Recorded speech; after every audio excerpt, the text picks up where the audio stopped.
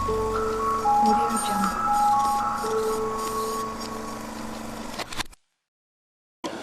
байцгаана уу эрхэм үзэгчдээ. Та бүхэндээ цувралаар хүргэж байгаа та сэргийлж чадсан цуврал подкастын маань шинэхэн дугаар хүрэхэд бэлэн боллоо. Энэхүү дугаарыг та бүхэндээ зориулаад та бүхнийхээ санал хүсэлтийн дагуу эрүүл хоолтын талаар ярих болно. Тэгэхээр сүүлийн үед хамгийн их яригдж байгаа сэдэв бол энэ эрүүл хоолттой холбоотой чухал асуултууд манай редакцид маш их ярьж байгаа. Тэгээд манай өнөөдрийн урилгыг хүлээн авч хүрэлцээрсэн танд юуны өмнө энэ өдрийн мэндийг хүргэе. Та өргөд танилцуулахгүй юу? Сайн байна уу? Баярлалаа. Бас урьж подкастт оролцож аваад баярлалаа. Намайг болохоор Холонгой гэдэг амгаан ухааны магистр, хоол зүйч мэргэжилтэй. Тэгээд энэ салбартаа бол 10 гаруй жил ажиллаж байна. Одоо бол зөвлөх хоол зүйч гранд бэдэд хийдэг. За баярлалаа. Ер нь сүүлийн өвчлөлүүд дээр тий одоо зүрхний өвчлөл байна. За тэгээд ходоод гэл ингээл ер нь 5 жил эргэнтэн холбоотой өвчлөл дээр ганц ярьж байгаа зүйл нь зөвлөгөө өгж байгаа зүйл нь хоолтой л гэж яриад тий. Тэгэхээр энэ өөрөө маш чухал сэдв юм байна гэдгийг сүүлийн үед мэдээ тий. За тэгээд одоо сошиал дээр явж байгаа зөвлөгөө өгж байгаа эмчнэр маань, захимч нар, янз бүрийн эмчнэр маань ч гэсэн өгж байгаа зөвлөгөөнүүд нь эрүүл хоолтын талаар ярих болчихё. Ер нь эрүүл хоолт гэдэг маань яг юу хэлээд байна? Яагаад хүнд чухал юм бэ? Хоол бол нь бол нэг тийм нууц нуугаад тахаар юм бол байхгүй шүү дээ. Бид өдөр тутмын идэж байгаа юм. Энийг нэг юм нууц ид шидий юм байгаа юм шигээр ойлгуулж байгаа нь өөрөө маркетинг. Тэгэхээр одоо шинэ ямар нэг юм уул идэгч юм шиг тий. Энэ бол цаана айгүй том нөгөө пропагандаас явж идэг. Жишээ нь одоо төмөр тутлын цус багталтыг авч үзээ л та. Төмөр дутагдсан учраас цус багтсан. Төмөр яагаад дутагдсан бэ? Хоол хүнснээс хангалттай хэмжээний төмөр авахгүй байгаа учраас л төмөр дутагдаад байгаа шүү дээ. Гэтэл төмрийн бэлтгэл байгаа хүмүүс идэгч юм шиг бодоод байдаг. Гэтэл тэр нэг тодорхой хугацаанд тухайны эрүүл мэндийн байдлыг гайгүй олгож жоод дахиад хоол хүнснээс авч идэх бол дахиад төмөрийн дутагдaltaа орчдөг. Тэгэхээр анхдагч нөгөө төр өвчлөлт байгаа шалтгаан нь юу гэхээр хангалттай хэмжээний чанартай хоол хүнс идэхгүй хатал холбоотой. Тэр зөкстөө эрүүл хоол гэдэг нь айгүй амархан. Хүнсний 6 төрлийн бүлэг байна. Энэ 6-г өдөр болго идэж байгаа нэг ер нь бол эрүүл хоолч гэж үздэг байхгүй. Үүнд болохоор одоо үртэрэ буюу гурил будаад хүмүүстэй. За тэгээ мах байна, хүнсний ногоо байна, өөх тос байна, цагаан эдэ байна, жимс гэнэ. За яг энэ 6-г өдөр болго идэж байгаа хүнийг эрүүл хоолч гэж үздэг. Шинэ би махад нөө за хэдэн жилийн дараа хэрэглэсэн маргааш хэрэглэнэ гэж ер нь бол нөөцлөдөггүй. Өдөр болго шинээр эхэлдэг учраас яг өдөр болго энэ 6 бүлгийг идэж байгаа хүмүүс л хамгийн эрүүл зохистой хоолч гэж үздэг. Тэгээд хоног тавах хэвээр шимтэж жилийн байцаадаа бүгдийг авч яана л гэж үзэж болно гэсэн. Тэгвэл ер нь хүн өдөрт хэд тоолох хэрэгтэй. Бидүүс бол өглөө босоод хоолж дээ. Зарим одоо яа ингээ ажилдаа хийж байгаа хүмүүс бол өглөөч хооллохгүй гараад явж байгаа тийм. Тэгээ өглөө хоолж чинь за өдөр цайны цагаар нэг хоолж чинь, оройд хоолж чинь тийм. Тэгээ орой хоолвол бас нөгөө ажилласаа тарж ирэл орой гал нэг 10 үед бараг ших идэж шүү дээ одоо энэ. Тэр ер нь хүн зөв хооллолтыг цагийн хуваар ямар байх хэрэгтэй. Яг хоо энэ нөгөө хооллолтын нөгөө зарчим дээр хэд хэдэн онолууд байдаг л да. Бид нар бол яг Европын одоо гайдлайн эмчилгээний хоолны удирдамжийг юу барьж ажиллаж байгаа. Тэр удирдамжийн дагуу бид нар өдөр 5 удаа хооллох хэрэгтэй. Тэгэхдээ яг илүү ингээд дорны одоо энэ ангаах ухаан одоо уламжлалт одоо эмчилгээний хоолны удирдамж эдрийг хараад үзвэл хүн аягүй цөөхөн болох хэрэгтэй гэж үздэг. Тэгээ бид нар ч гэсэн тэгээ одоо оюутан багт хичээл дээр нэг багш орж ирэл одоо өдөрт хүн 5 6 хооллох хэрэгтэй. Нэг багш орж ирэл нэг л удаа хооллох хэрэгтэй гэж заадаг болж яг практик дээр хараад үзэхэр тэр нь тухайн хүний эрүүл мэндийн нөхцөл байдлаас хамаардаг. Тэгээд хүн болгоны бие махбод бодис солилцоор өөр байдаг. Гэхдээ хүн өдөрт 3 удаа хооллох нь хамгийн наад захын үндсэн хэрэгцээг бол хангаж чадна гэж үздэг. Тэр дундаа сүүлийн яг шинжилгээ ухаан яг энэ хоол зүйн шинжилгээ ухаан юу хэлээд байгаа нь өглөөний цайндаа хоол иддэг хүмүүс илүү чанартай амьдраад байна гэдгийг бол яг хэлээд байгаа. Өглөөний цай тэгэхээр маш чухал байж байна. Ер нь таны нийт идэж байгаа хоол та өдөрт хэдэн ч удаа хоол идсэн байж болно. Гэхдээ яг өглөөний цайны чинь бүтэц ямар байгаа юм бэ гэдгээс хамаарлаа таны эрүүл мэндийн ерөнхий зураглал нэг 10 жилийн дараа ямар ах вэ гэдэг харагдана л гэж ер нь бол үзээд байна. Урт наслагын нууц нь одоо сошиал дээр яваад энэ урт наслагын нууц нь өлсөх юм аа. Өлсөх юм бол нөгөө нэг мацаг барьснаар хүн нөгөө нэг эдсэн буцаас сэргдэг те хүсэн байгаа эдсэн сэргдэг энэ төр гэж яриад. Ер нь мацаг барих, өлөн байх зөв юм уу? Яг Харвардын 40 жилийн урт хугацааны судалгаан дээрээс хүмүүсийг дагаж судалсан судалгаан дээрээс яг ингээ аваад үзэх юм бол хоёр төрлийн одоо зүйлэл яг хүний амьдралын чанарт айгу сайн нөлөөлөд байгаа. Нэгдүгээрт нь нэг хагас өсөглөн байх. Таны сая хэлдэг мацаг өрсөн тий. Ер нь жоох юм өсөглөн байсан хүмүүс ер нь жоохон урт хугацаанд айгүй юм чанартай амьдардаг юм байна. Хоёрдугаарт уурга багцсан. Боёо одоо махны хэрэглээрээ багтаа хүмүүс илүү одоо өвчлөлээр баг байдаг гэсэн юм судалгаа байгаа. Тэгээд жишээ нь одоо нөө уус үндэстэн болны соёлоос хамааруулаад нөө хоол хүнсэнд хандлагууд арай өөр байдаг. Жишээ нь солонгос хүмүүстэй уулзаар би аяг айгүйх мах идэв да тийм учраас би таргалчлаа гэж ярьдаг. Гэтэл монголчууд яг эсэргээр би айгүй өсвөлүүд одоо хоол идээд байгаа. Би эсвэл айгүй одоо боо борц идээд байгаа учраас би айгүй тархалаад байна гэх. Эсвэл би айгүй бод хоолныхоо бод турах гад хоолныхоо будааг үлддэг тий. Солонгосууд бол турах гад хоолныхоо махыг ингээ ялгаж өргөдөг байхгүй. Тэр улс үндэстэн болгоны өөрсдийнх нь одоо хүндэтгэж үздэг хоолны соёлоос хамааруулаад өөр байна л да. Жишээ нь монголчууд бол бид нар мал аж ахуйн учраас маханд айгүй хүндэтгэлтэй ханддаг тий. Хоолоо хайх байсан ч махын бүгдийг аваад идчихэд үлдсэний нь бол орхиул бид нар хоол дуусчлаа гэж үздэг. Эсвэргээр одоо Азийн орнууд одоо энэ газар тариалал эрхэлдэг улс үндэстнүүд юу гэж үздэг вэ гэхээр будаан дуусчвал хоол дуусчлаа гэж ингэ үздэг. Тэгэхээр энтэй адилхан улс үндэстний нэг юм зохистой хоолтын үзэл баримтлууд болон хэвшмэл ойлголтууд жоох өөр.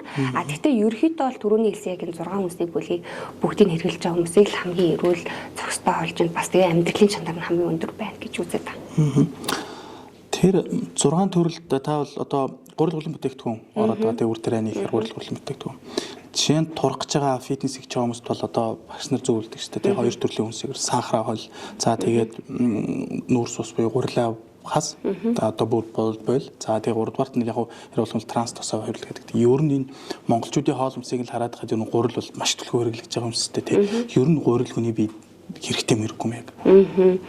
Яг энэ чинь нөгөө ямар үед вэ гэдэг шалтгаалаад л өөр л доо. Жишээ нь сахар хорихыг бол би ингээ 2 гар өргөө 100% дэмждэг. Гурил хорих дээр үе дахиад жоохон бодорой л гэж хэлдэг. Яа тэгэхээр бодисын солилцоон чи өөрөө үндсэндээ глюкоз бейсэд шүү дээ. Тийм нүүрс усны дээр суурилсан бодисын солилцоотой байхгүй бид нар. Тэгэхээр бидний бие махбодод гурил будаа хэрэгтэй. Тэгтээ ямрын хизээ хэрэглэх вэ гэдэг чи өөр. Тэгээ ямар дараалал идэх вэ гэдгийг бас айгүй чухал тооцдог.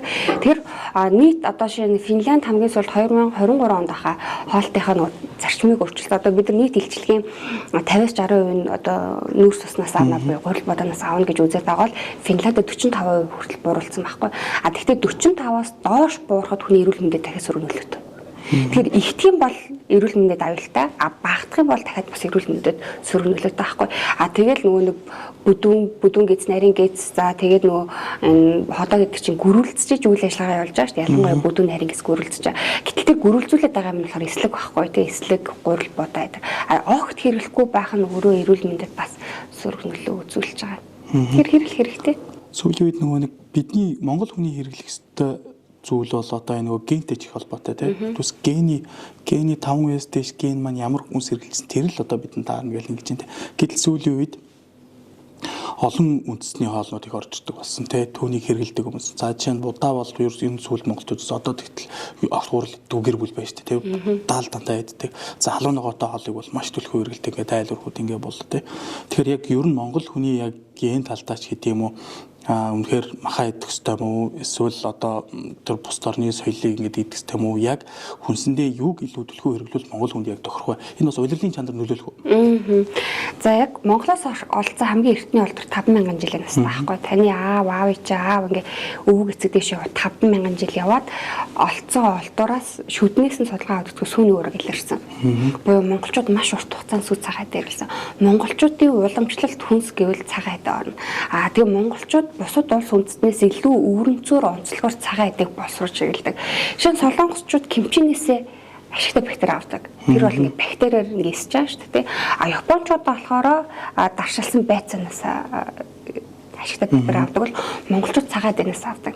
Цагаан эдэнд аюулгүй олон төрлийн тэр нөгөө тараг бол бактериар эсэж байгаа шүү дээ. Тараг айраг, хоормог, зэсэг цагаан эдэг чинь тэр чигээрээ бактериар эсэж байгаа. Тэгэхээр монголчууд бол маш эртний түүхээс бид нар цагаан эдэг маш өвөрмцөөр шингээдэг ийм одоо уламжлалт болсон одоо хоол гэх юм бол цагаан эдэг орно. Тэгэхээр ер нь монголчуудын хэрэглүүл одоо хамгийн сайн шингээж чадах хоол хүнс бол цагаан эдэг. Тэгэхээр цагаан эдэг өдөр болгон хоол хүнсэндээ төлхөө хэрэглэх хэрэгтэй. За нэг айлын хөргөчөө ингээд яхан бол та бол мэрэгжлийн хүний хувьд ингээд өнөөдөр ингээд хүнсээр дүүрэг гэдээ үзэх юм бол яг юуг авах вэ? Ер нь юу байх ёстой. Өргөч нь тогтмол байх ёстой хүнсний бүтээгдэхүүн бол Монгол өрхийн тий. За өөрхөн гэрийнхаа хөрвчүүрл ингээ бодоод өсөд би бол хамгийн дөрөнд өндөг авдаг. Гэхдээ өндгөө би яожулсан өндөг авдаг. Яа тэгэхээр яа тутлын Монголд яг өндөр байгаа тий. Тэгээд мэдээж нөө мах авна, ногоо авна. Гэхдээ ер нь миний гэрт байгаа хамгийн их юм ногоо болон жимс дуусчул ер нь гэрийн хүнс дуусчлаа гэж би ер нь үзээддэг. Жимс дуусал тий. Хүүхэд нүдэн дээр харагдах байдлаар гэрт жимсийг байрлуулахад хөрөгчөнд биш ямар нэгэн шүүгэнд биш яг ширээн дээр ил байх хэвээр. Тэгээд цагаад ялангуяа цагаадаг сүлээд агиох янз бүрээр боловсруулад хүнсний дэлгүүрүүдээр борлуулдаг болчлаа шүү дээ. ЭЗ байна, заарцэн, ааруулын, нийтэн байна тий. Эдгээрээс ер нь айл болохоор өөр төрлүүдийг хүүхдүүдтэй амсуулахыг бол ер нь бол зорддог. Тэгэхээр нэгдүгээрт бид нар нөгөө яод тутлын бэг өндөр авчраас яодтой хүнсээ зөвхөн давснаасаа биш өөр төрлийн бүтээгдэхүүнээс авах гэж хичээдэг. Хоёрдугаарт нөгөө ногоо болон жимсийг хангалттай хэмжээгээр авах гэж хичээдэг. Тэгэхдээ жимс авахдаа аль болох жимсг нь авахыг хичээдэг. Нөгөө нэр сайн сэтэр бол ингээ өвлийн турш одоо уйлрал харгалцахаар хөлтөөснөр Монголд бас ингээ борлуулад байна шүү дээ тий. Тэгэхээр Монголын яг энэ нөө зэрлэг нэрсэн дагуулгадж байгаа болон тармил нэрс хоёрын хоорондын судалгаа гэдээ үзэхэд яг тэр антицион гэдэг бодис нэрсний хальсанд байдаг яг юугаар ч орлуулшгүй хамгийн чухал юм антиоксидант байж байгаа хгүй. Тэр бол Монгол яг энэ зэрлэг нэрсэн 500 дахин өндөр байдаг. Тэгэхээр жимс бол нөгөө жимсгнүүд бол супер ахгүй Монголын. Тэр эдрийг бас яг өдөр тутамдаа хоол хүнсэндээ хэрэглэх гэж хичээдэг.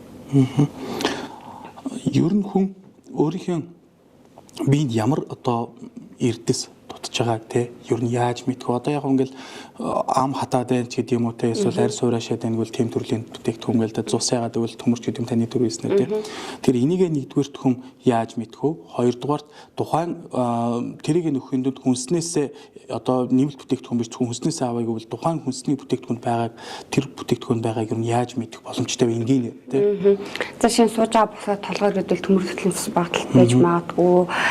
Тэгэл нөгөө янз бүрийн юмнууд байдаг л да. Гэхдээ бид нар юм нарийн айгүй олон төрлийн одоо эрсцүүдийг ялгаж таньж ойлгоход хэцүү. Гэхдээ ерөөхдөө хоол идээд чадахгүй байх. Өөрийнхөө одоо хоолны дуршлыг контролдож чадахгүй байх юм бол ямар нэгэн эрсцийн дутагдал байж магадгүй гэж сэжгэлдэг.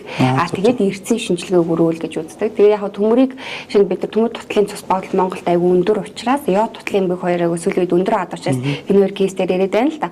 Тэгэхээр нөгөө төмөр тутлын цус багталт нэр хамгийн чанартай одоо төмөрийг нөхдөг хүнс гэвэл илэг. Нийлэг, үхрэлэг гэдэр бол бүр үнэхээр супер аягүй богино хугацаанд илгийг одоо илэгнээс түмэйг хурдан шимдэг. Тэгээд төмөрчин хоёр төрлийн бүтцтэй шүү дээ. Гемийн бол нэмэх хоёр, одоо нэмэх 3 болон нэмэх 2. Нэг нь болохоор хүнсний төмөр, нэг нь болохоор металл төмөр хаадаг тий. Хамгийн сонирхолтой нөгөө энэ малминд төмөр зоох, хадаас зоох, тарганд тодоос зоогоод төмрөө нөхөд ин гэж бодоод байдаг. Гэтэл тэр чинь хорт авдар үсэдэг хүний бит хортой төмөр. Нөгөө хүнсний төмөр чинь өөр бүтцтэй байдаг. Тэр төмөр болохоор яг энэ илгэнд аягүй өөх байдаг. Тэгэхээр яг гэхдээ би бол нөгөө монголчуудын махны хэрэглээ бид бол улаан махны хэрэглээг өндөр мөртлөөсөө төмөр дутагдаад байгаа нь би ер нь С витамины дутагдaltaй холбоотой болов уу гэж ер нь бол сүүлийн үед хардаг.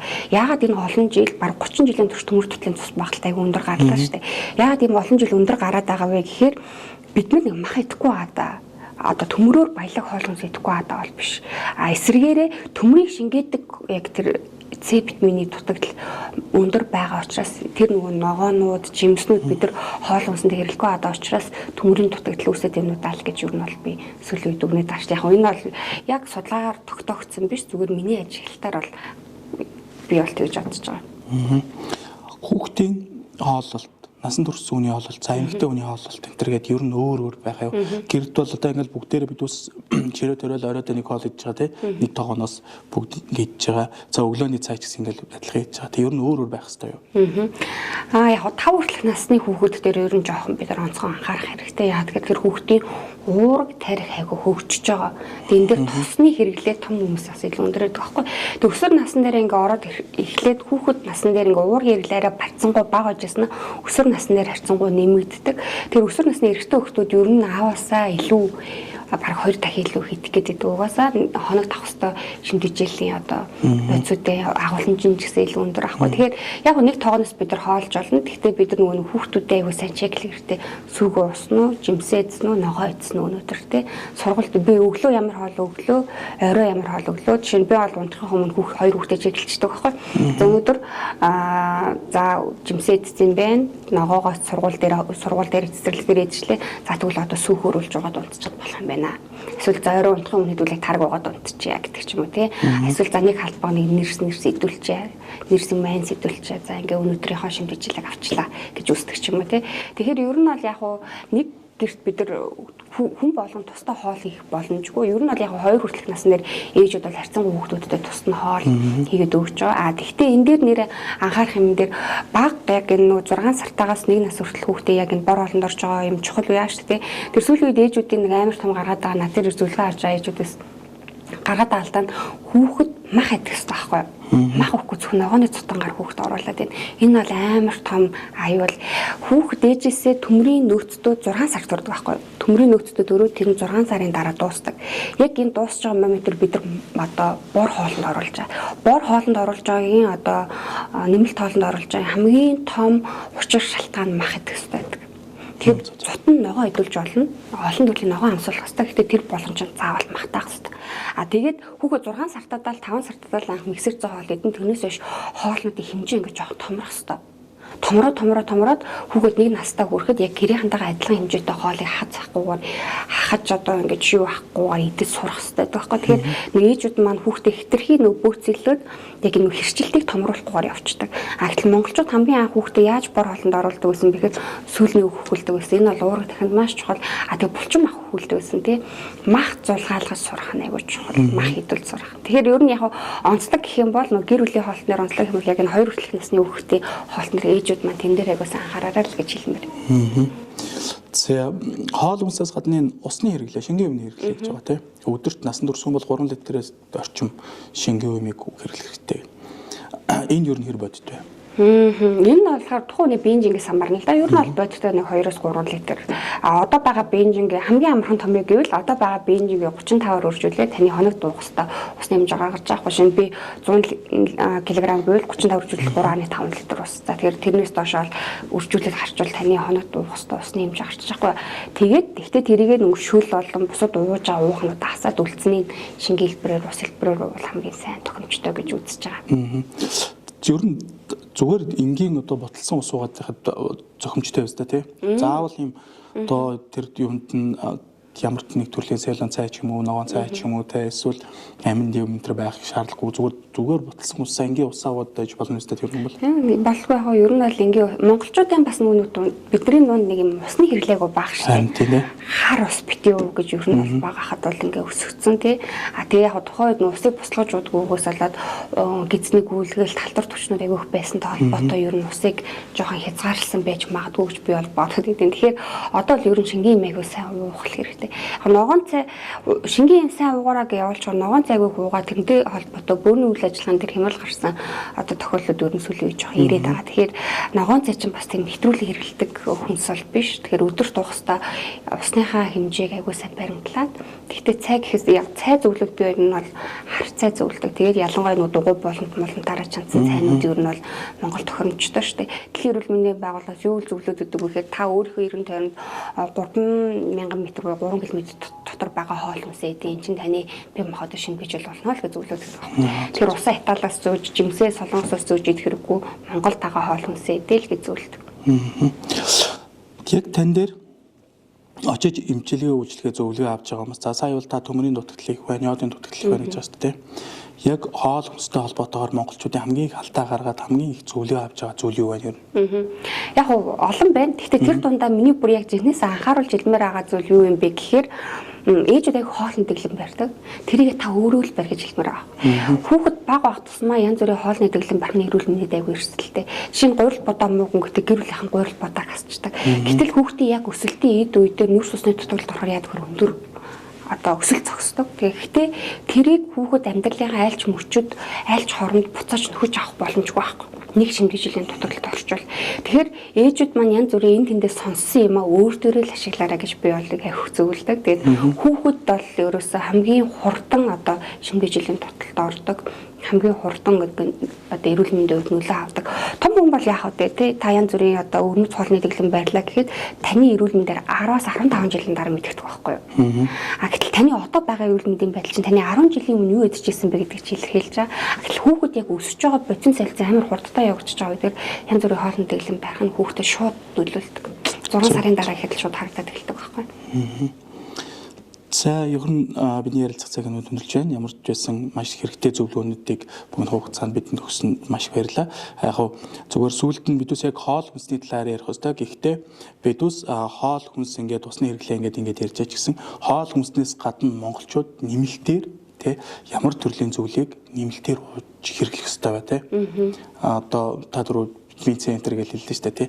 Хоол хүнснээс авахгүйгээр одоо нэмэлт бүтээгдэхүүн маш их гарчлаа тий. Омега энтер гэлээ заавал уухгүй бол болохгүй гээл тий. Тэгэл магний, кали энтер гээл янз бүрийн юм зөвлөлттэй ер нь эдгээрээс та хэрвээ зөвлөвөл нэмэлтээр ямар зүйлийг хэрэглүүл зөв бай. Монголчуудын хувьд тий. Монголчуудын хувьд бид нар нэг йод тутлын эмгэг яг өндөр хадаад бид нар йодтой хоол хүнс айгу бага байхгүй. Бид нар далайн гаралтай хүнс айгу бага хэрэглэдэг. Тийм учраас йодоор баяжуулсан хоол хүнс идэрэл гэж би зөвлөнө. Нэмэлтээр шууд йод уухаас илүү йодоор баяжуулсан үнэтэй ээж болно, йодоор баяжуулсан даваас ээж болно, өөр йодоор баяжуулсан гурил ээж болно. Тэгээ айгүй олон төрлийн йодоор баяжуулсан хүнснүүд байж болно. Эдгээрийг хоол хүнсэндээ түлхүүр хэрэглэрэй л гэж зөвлөндөө. Нэг зүйл яг давс байж байгаа одоо тэр уулын давлаан давс маус тэ янз бүрийн гадны гямлан давс маус гэх ингээд тэрийг бас хэрэглээ болж шиг боллоо тэ уг нэг хэсэг нэлийн хэрэглэдэг байсан гэж хардаг. За баярлалаа. Бидний урилгыг хүлээж авч маш их хэрэгтэй мэдээлэл хүмүүсээс одоо сонсогч үзэгчдээс хамгийн их ирж байгаа асуулт бол энэ эрүүл олтын талаар маш их чухал зөвлөгөө авъя, мэдээлэл авъя гэсэн асуултууд яриад байгаа маа. Тэгээ ер нь эмнэлэг дээр очиод ингээд шинжилгээ энэ төр өгөхөд юу зөвлөж байгаа гэхээр хоолн дээр анхаарай л гэдэг бүх хэмжээнд одоо тэгдэг болсон тийм. Чингээс хоолн дээр анхаарай л гэдэг байсан байна. Тэгэхээр маш хэрэгтэй мэдээлэл өгсөн танд маш баярлалаа. Таны ажилд амжилт хүсье. За баярлалаа урьж оролцуулсанд.